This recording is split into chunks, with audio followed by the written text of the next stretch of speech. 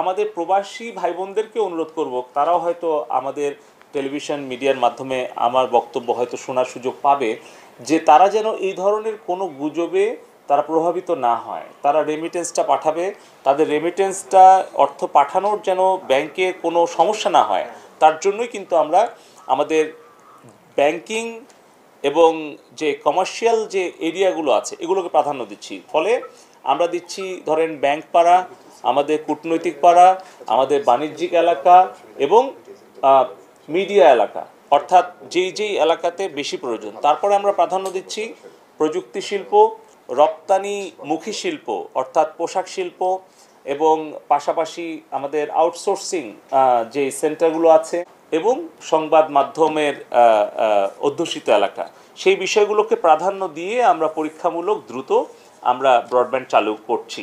আর তারপরে কিন্তু আমরা খুব দ্রুত আরও এক্সপ্যান্ড করব। আর আপনারা দেখতেই পাচ্ছেন যে হয়তো আমরা সম্পূর্ণ ব্রডব্যান্ড খুলে দেওয়ার পরেও কিন্তু কিছু এলাকায় হয়তো কেবল আবার পুনঃস্থাপন করতে হবে, তো সেগুলো আইএসপিগুলো তারা এগুলো সার্ভে করছে।